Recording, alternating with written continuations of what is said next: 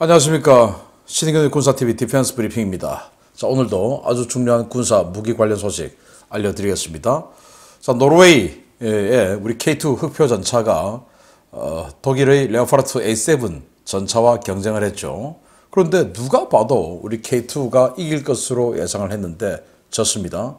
그 내막이 밝혀졌습니다. 바로 노르웨이 현역 총참모장의 폭로에 따른 결과인데요. 이 현역 총참모장이 레오파르트를 도저히 우리는 못 쓴다. 그래서 모든 면에서 한국의 K2 전차가 앞섰다. 그래서 K2 전차를 선정했는데 총리 그리고 국방부 장관이 엎었다. 일방적으로 엎었다. 그래서 그걸 막기 위해서 최선을 다했는데 그래도 그냥 강행했다. 라는 폭로를 했습니다. 어떤 내용인지 한번 보도록 하겠고요. 이거 우리 정부가 가만히 있어서 될 일은 아닌 것 같다 라는 생각을 해보는데요. 자, 이런 상황. 그리고 러시아가 자신들이 개발하다가 실패한, 그리고 완전히 돈덩어리 짐을 떠맡은 이런 전투기 수호이 57, 또 체크메이트, 그리고 이제는 T-14 아르마타 전차까지 인도에 떠넘기기 위해서 사력을 다하고 있는데, 인도는 워낙 또 이제 희한한 나라가 돼서 이걸 또 받을지도 모르겠습니다. 어떤 내용인지 보겠습니다. 신인근의 군사TV 구독, 알림, 좋아요 눌러주십시오. 5가지 단신을 먼저 보겠습니다. 캐나다의 PMC 민간 군사기업이죠. 그 PMC 중에서 전투기를 주로 운용하는 PMC가 있는데, 자사 보유한 F-16 전투기에 A사 레이더를 탑재하고 헬멧 마운티드 큐잉 시스템까지 탑재했다 라는 소식이 들려왔어요. 이제는 정규군 공군뿐만 아니고 이런 민간 군사기업까지도 A사 레이더 시대가 되었습니다.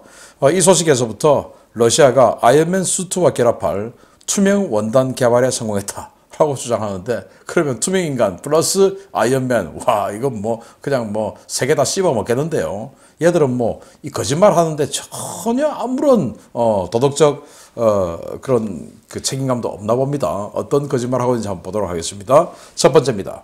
캐나다에 본사를 두고 있지만 주로 미국에서 활동하는 민간 군사기업 탑에이스가 자사의 F-16 전투기에 고성능 A사 레이더와 헬멧 연동 조준 시스템을 장착하기 시작했다는 소식입니다. 주 고객인 미군의 요청 때문인데, 이제 민간 군사기업도 4.5세대급 성능의 전투기를 보유하는 시대가 되었습니다. 세계 최강의 4.5세대 전투기 운용국이라는 러시아 공군이 우크라이나 영공에 전투기를 보내지 못하고 있다는 소식은 오래전부터 전해드렸는데요. 바흐무트 전선에서 러시아의 장거리 공대공 미사일 R-37M의 잔해가 발견됐다는 소식입니다. 루안스크주 동부지역 상공에서 발사된 것으로 추정되는데, 최신 최강의 전투기라는 전투기들이 왜 구형 전투기들이 버티고 있는 우크라이나 영공에 못 들어가는지 모르겠습니다. 러시아가 수호이 35 전투기에 스텔스 기술을 적용하기 시작했다는 소식입니다. 이 전투기를 생산하는 수호이사의 콤소몰스크 온 아무르 공장장이 관영 매체와의 인터뷰에서 최신형 수호이 35 SM 모델에 스텔스 코팅이 적용되고 있으며, 이 최신 항공기가 올해부터 러시아 공군에 인도될 것이라고 밝혔습니다. 수호이 57 수준으로 RCS가 감소했다는데 도대체 이 거짓말을 어디까지 믿어줘야 하는지 모르겠습니다.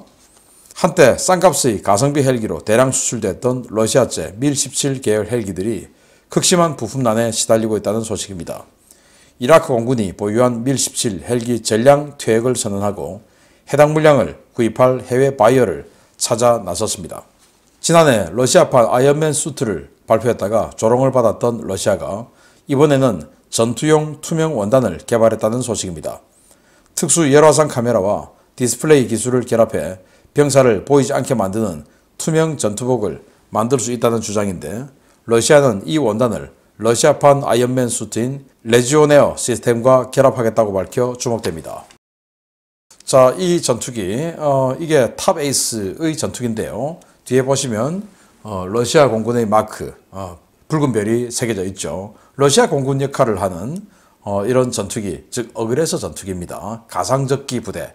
그런데 이 가상적기 부대를 미 해군, 미 공군 운영하고 있지만 그거 가지고 모자라니까 이 민간 군사기업의 전투기들 불러서 이제 스파링 파트너로 하는데, 요즘 이제 다 에이사 레이더 그리고 헬멧 마운티드 큐잉 시스템, 그냥 딱 이 조종사의 눈하고 연동이 돼가지고 딱 쳐다보면 올라온 데서 바로 그냥 열추적 미사일 쏘는 바로 그 시스템이죠.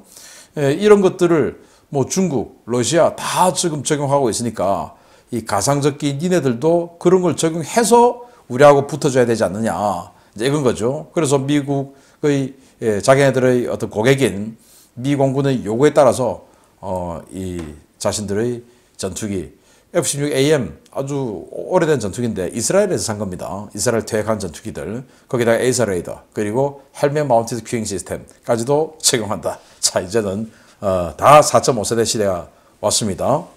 R-37M이라고 하는 400km를 날아가는 아주 장거리 공대공 미사일입니다.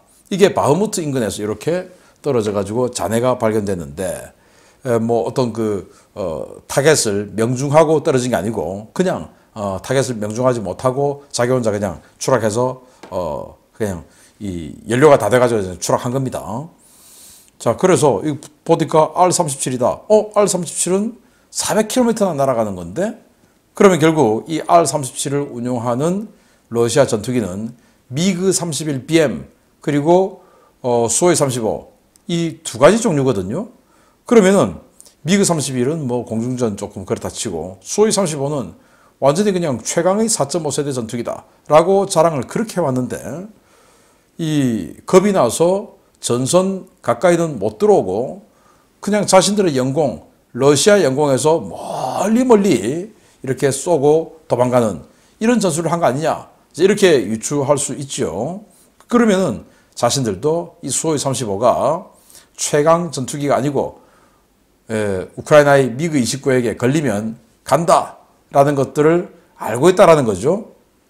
왜냐하면 우크라이나 미그 29가 이 헬멧 마운티드 큐잉 시스템 가지고 있으니까 뭐 도그 파이팅 붙어버리면 누가 이길지 모르는 거죠. 그래서 러시아 자신들도 수호이 35가 완전히 그냥 불안하다라는 걸 이렇게 느껴서 멀리서 아주 장거리 펀치 날리고 도망가는데 너무너무 장거리 펀치 날리고 도망가니까 이게 뭐 잘 안 맞는 거죠. 자 이런 상황에서 그 수호이 35에 스텔스 코팅을 했더니 스텔스기가 되더라 라는 이 공장장의 증언. 공장장이 또 이런 소리를 또 하네요. 기가 찹니다.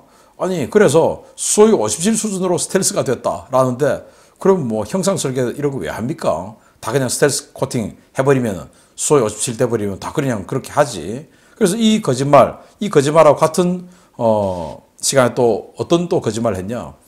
복합 소재를 사용해서 이 기체를 또 개량했다고 해요. 그랬더니 무게가 무려 7톤이나 줄었다. 자체 무게가. 아니 수호이 35 자체 무게가 17톤인데 그걸 7톤 줄여버리면 10톤. 아니 무슨 이렇게 덩치 큰 게 뭐 FA-50대였습니까? 우리 한국은 그러면 또 미국은 복합 소재 모릅니까? 복합 소재를 썼더니 17톤짜리가 10톤이 됐다. 그리고 여기다가 스텔스 코팅 했더니 이게 이렇게 그냥 수직미이 또 완전히 그냥 서 있고 이렇게 덕지덕지 뭐가 많이 붙어 있고 이런 전투기를 가지고 수호이 57이 됐다.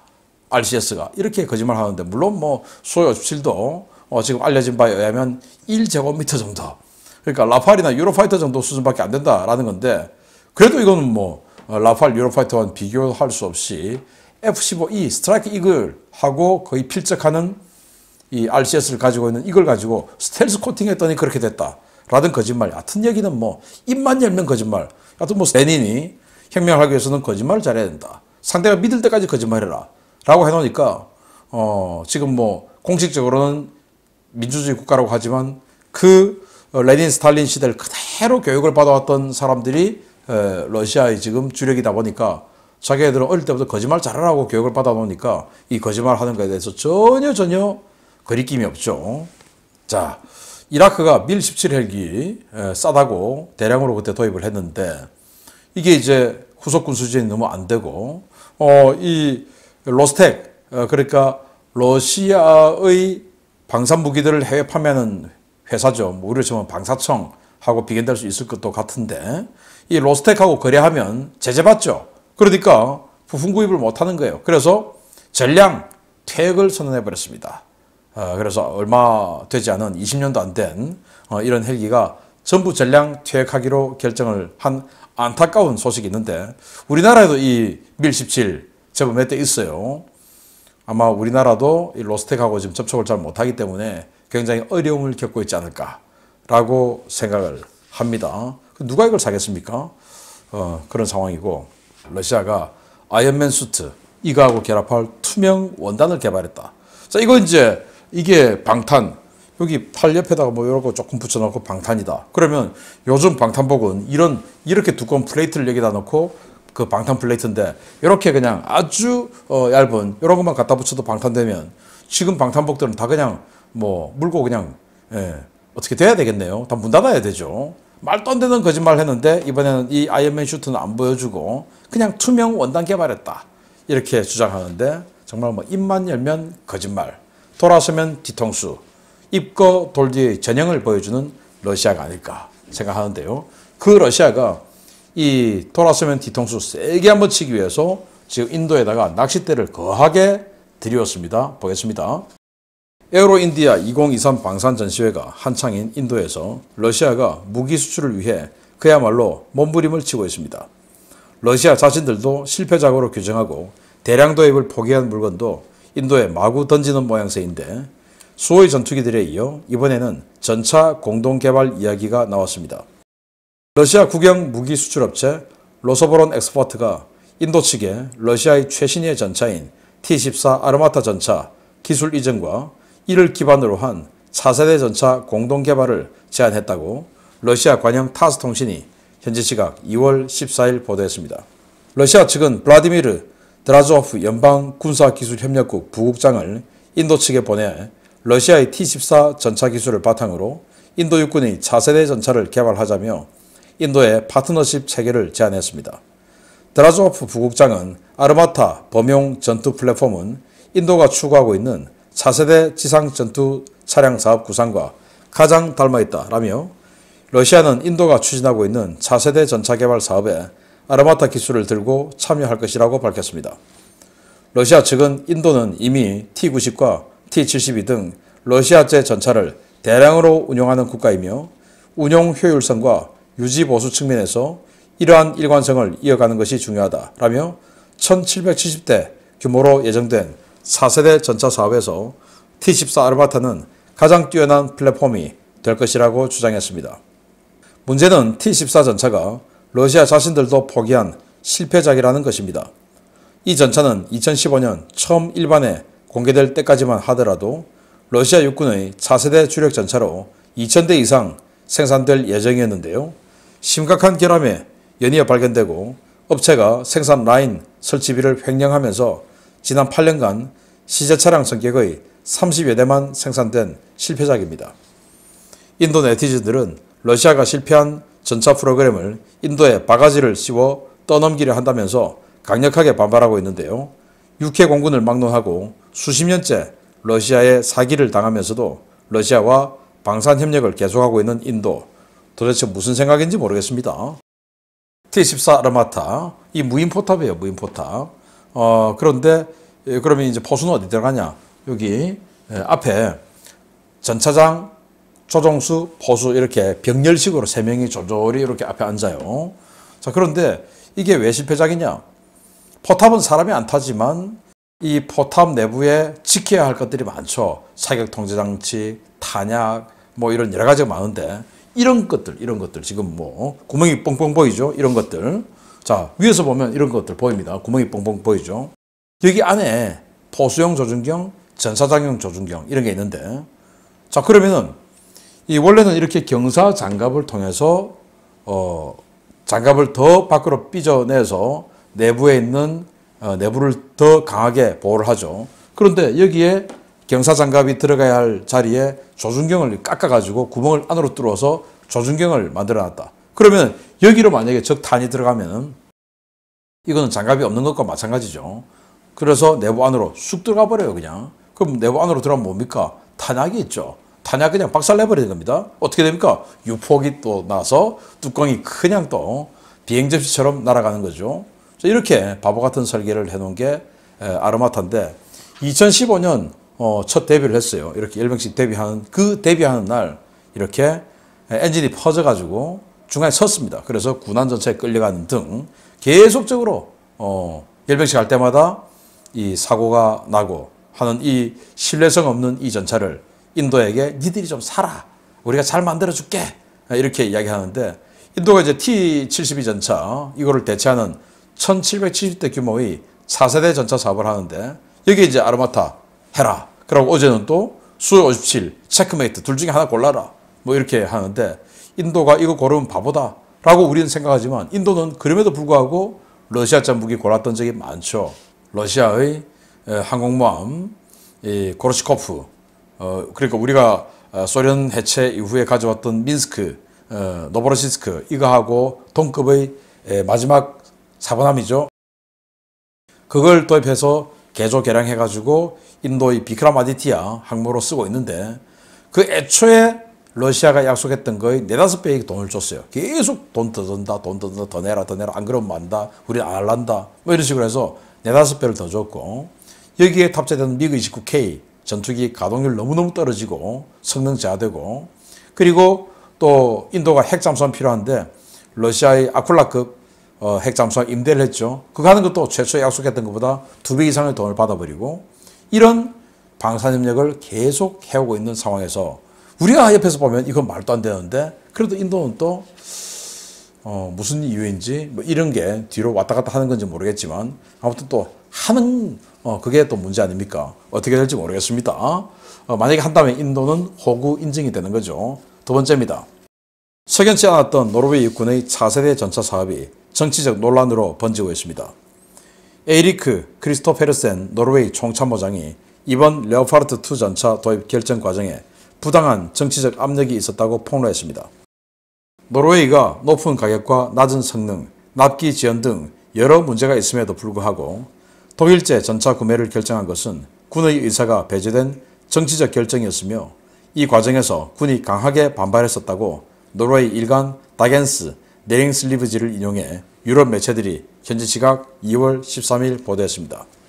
노르웨이 신문은 정부가 54대의 레오파르트2 A7 전차 구매를 승인했으며 추가로 18대를 옵션으로 걸었는데 이 전차들은 당초 요구된 2025년이라는 납기를 넘긴 2026년부터 31년까지 연평균 10대씩 도입될 예정이라며 문제를 제기했습니다.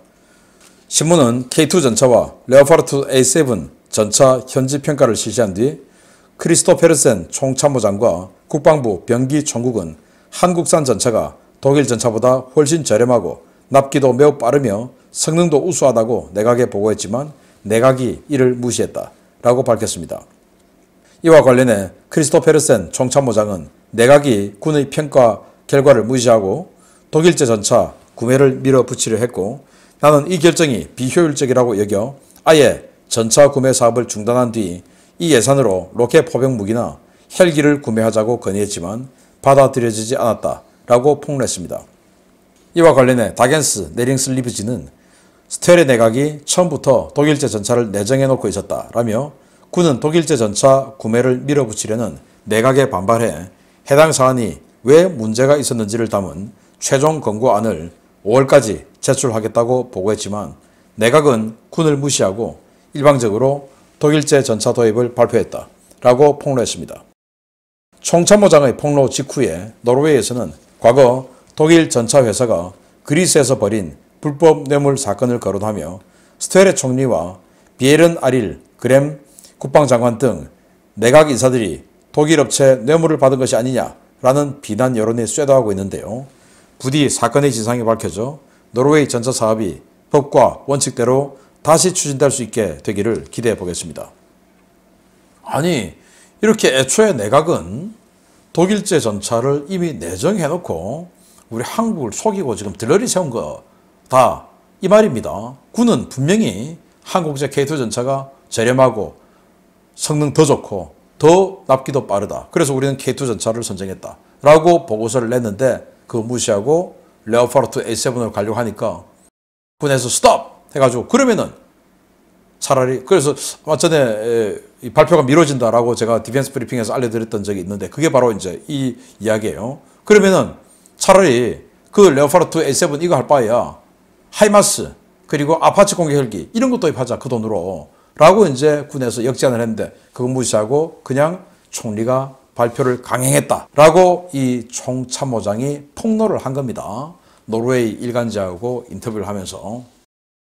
자, 그래서 또다시 이 총참모장과 군은 그걸 막아내려고, 자, 그러면은 5월까지 우리가 왜 레오파르트는 안 되고 K2를 해야 되는지를 아주 일목요연하게 정리를 해서 최종 보고서를 내겠다 하고 그거 작성하고 있는 중에 이 총리가 바로 그냥 현장에 가서 레오파르트 2 전차 뒤에 세워놓고 독일제 전차를 하겠다라고 발표해버린 거다라고 폭로를 한 겁니다.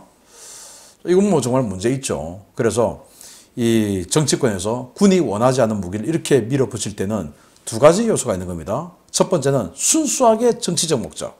외교적으로 독일하고 잘 지내야 된다. 그래서 무조건 우리는 독일제 무기를 하지 않으면 안 된다. 라는 그런 정치적 판단에 의한 것. 아니면은 뭐 돈 먹은 거죠. 그래서 이번 경우가 어떤 경우냐. 그럼 노르웨이는 한 번도, 또는 이 독일, 이 크라스마파의 배그만, 라인메탈 이런 회사는 한 번도 돈 준 적이 없냐? 아니죠. 그리스, 이 레오파르트 사업하면서 엄청난 뇌물 스캔들이 있었던 회사가 독일 회사입니다. 그래서 그 사례처럼, 그리스 사례처럼 세게 먹은 거 아니냐? 이런 비난이 현지에서 나오고 있는데, 혹시 뒤집을 수 있다면 우리 정부까지 노력을 해서 뒤집어야 됩니다. 이건 정말 말이 안 되죠. 군인들이 모든 면을 평가해서 이건 안 된다. 자기들 지금 급하잖아요. 러시아하고 어떻게 될지 모르니까. 그런 상황에서 빨리 2025년까지 모든 전차가 들어와야 된다. 한국의 K2는 2025년까지 모든 전차 주겠다라고 하는데, 독일은 2026년부터 연간 10대씩 해서 31년까지 주겠다. 라고 하는 거를 선정한다는 게 말이 되냐. 그리고 성능도 더 나쁘고 가격은 2배로 비싼 게 말이 되냐. 그 2배로 비싼 가격 속에 도대체 호주머니에, 누구의 호주머니에 얼마가 들어간지 알 수 없다. 이런 유출을 할 수 있는 거죠. 이거는 바로잡아야 됩니다. 마치겠습니다. 감사합니다.